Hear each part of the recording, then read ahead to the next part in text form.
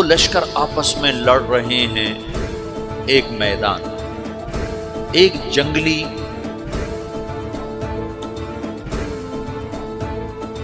بدوؤں کا قافلہ، جنگل کے لوگ اپنے قبیلے کو لے کر، ایک جنگلی قبیلہ اپنے سردار کے ساتھ نقل مکانی کر رہا ہے ایک جگہ سے دوسری جگہ۔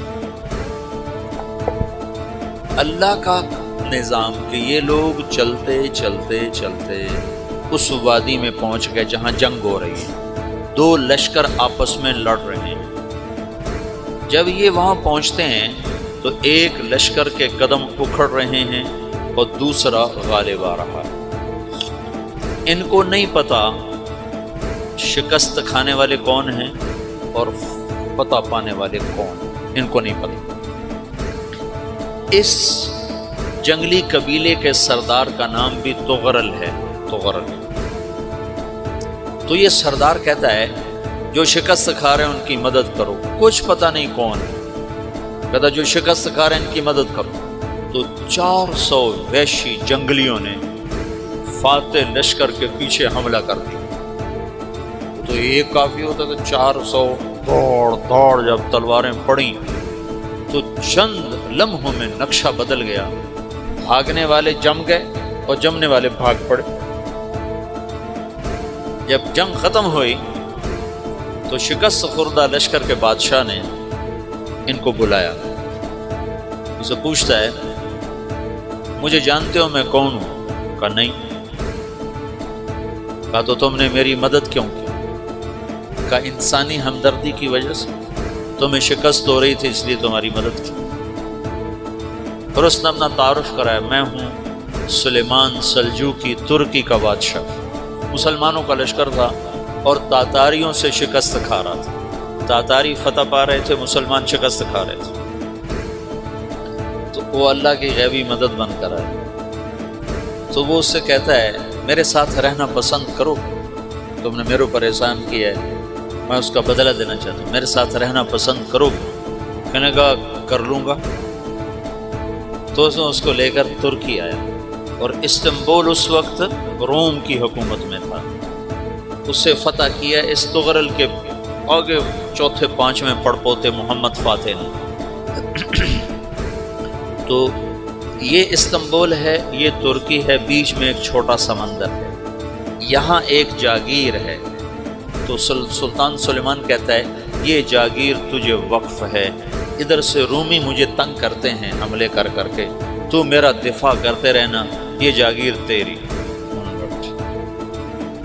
تو اس جاگیر پہ اس نے اپنے قافلے کو آباد کر دیا، اپنے قبیلے کو، اور ایک چھوٹی سی حکومت بنا لی، جو ایک صوبہ سمجھو سلمان سلجوقی کا، وہ ایک چھوٹا سا صوبہ ہے۔ وہاں جب یہ رہ پڑا تو پھر یہ ایک شیخ کے بیعت ہوتا ہے، وہاں شیخ طریقت ہے، ان کے یہ بیعت ہونے جاتے ہیں، وہ اس کو رات اپنے پاس ٹھہراتے ہیں۔ تو ایک کمرے میں ان کو ان کا خادم ٹھہراتا ہے۔ یہ جب کمرے میں جاتا ہے تو سامنے دیوار میں طاقچے پر قرآن پڑا ہوا ہے۔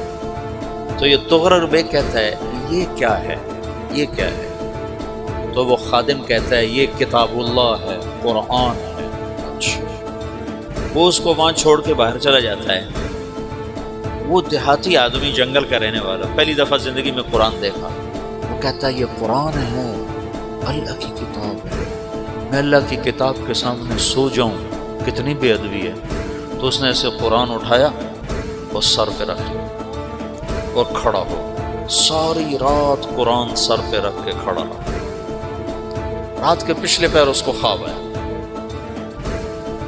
کھڑے کھڑے اس نے دیکھا کہ اس کی پشت سے ایک چاند نکلا اور شیخ کی بیٹی کے سینے میں جا کے اتر گیا۔ پھر اس لڑکی کے سینے سے ایک درخت نکلا جو پھیلتے پھیلتے پھیلتے 3 بر اعظم پہ چھا گیا، افریقہ پر، یورپ پر، ایشیا پر۔ پھر اس کی آنکھ کھل گئی، وہ کھڑا ہوا ہے۔ تو اس نے صبح یہ خواب اپنے شیخ کو سنایا، تو انہوں نے اپنی بیٹی اس کے نکاح میں دی تھی۔ اس بیٹی سے ایک بچہ پیدا ہوا، تغرل بیگ نے اس کا نام رکھا عثمان، عثمانی ترک نام سنو، جو میں نے کل بتایا تھا کہ 1924 میں وہ خلافت ختم ہوئی۔ تو ایک بیٹا پیدا ہوا عثمان، عثمان نے پھر ایک نئی اسلامی حکومت کی بنیاد رکھی جو 1924 تک چلتی رہی، کوئی 800 سال یہ حکومت چلی۔ تو حکومت کا شیرازہ بکھرا لیکن پھر جڑ جاتا تھا، پر وہ قرن اول والا جوڑ کبھی نہ پیدا ہوا، ٹکڑے بن گئے۔ ان ٹکڑوں میں اللہ لوگ پیدا کرتا رہا جو دعوت دیتے رہے۔